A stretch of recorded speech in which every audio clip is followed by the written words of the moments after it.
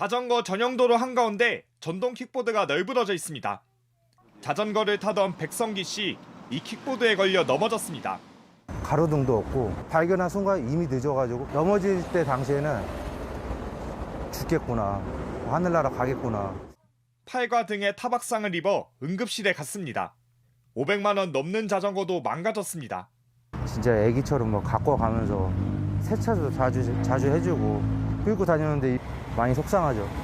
업체에 따져봤지만 주차는 이용자 책임이란 대답만 돌아왔습니다. 저희가 눕혀놓으라고 안내를 하는 것도 아니고. 킥보드 주차장이 있어도 보통 자기 목적지까지 와서 아무렇게나 세워둡니다. 인도 한가운데 두고 제갈길 가고 방치된 킥보드 옆에 자연스럽게 또 세우고 사라집니다.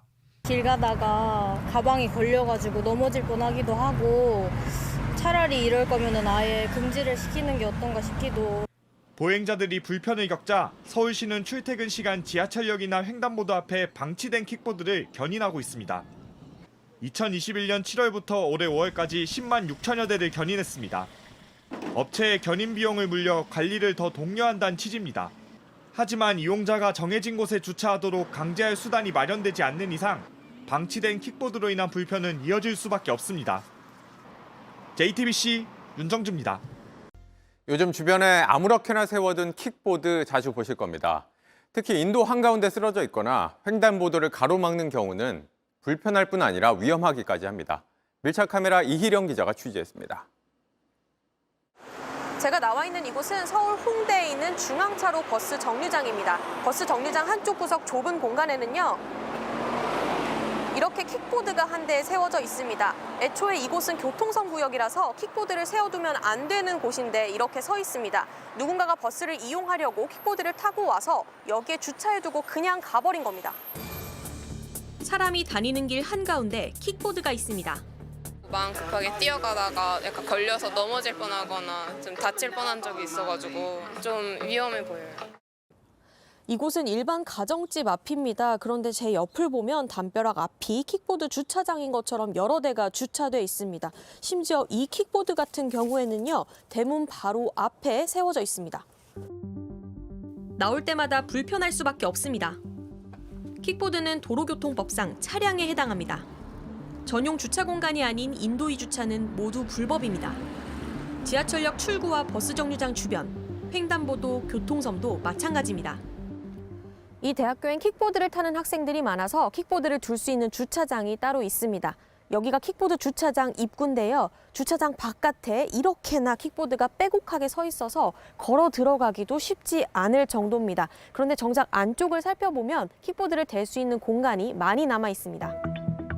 몇몇 학생이 입구를 막은 킥보드를 치워도 봅니다. 제가 그냥 길 열어놓으면 다른 친구들도 세울 수 있으니까. 공간이 생긴 것도 잠깐, 누군가 또 입구에 그냥 대고 갑니다. 금세 불어납니다. 안에 주차장이 있는데 밖에다가 세우시는 거예요?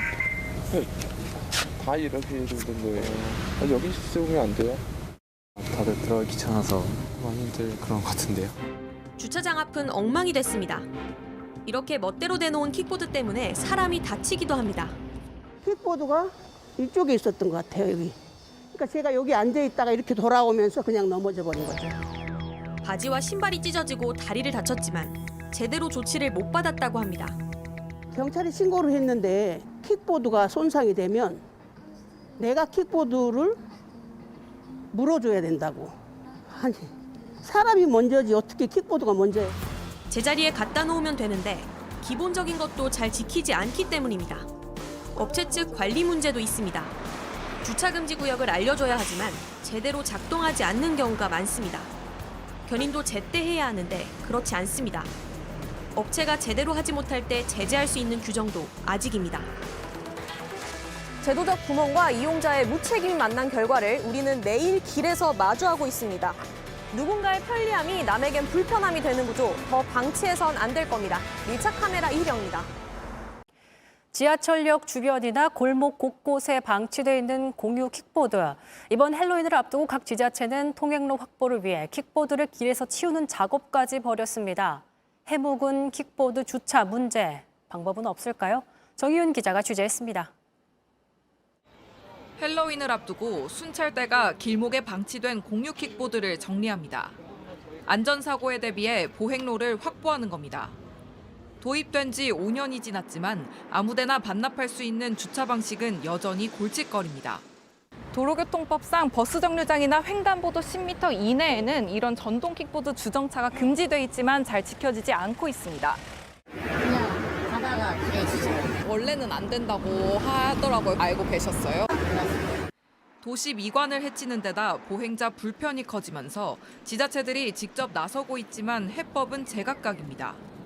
킥보드를 수거한 뒤 견인료를 받고 돌려주는 곳도 있는 반면 아예 기업과 협업해 전용 주차장을 설치하는 곳도 생겨나고 있습니다. 정해진 곳에 주차할 경우 포인트나 모바일 쿠폰 같은 인센티브를 제공하는 겁니다. 길게 보면 지역 상권까지 살릴 수 있어 전용 주차장을 도입하는 지자체는 느는 추세입니다. 지역화폐인 연민전하고 접목을 해서 내년도 상반기에 환원이 될 수 있도록 노력하겠습니다. 다만 공유 킥보드 업체 입장에서는 전용 충전 모듈을 설치해야 하는 등 비용 부담이 있어 상용화되기까지 시간이 걸릴 것으로 보입니다. JTBC 정희훈입니다.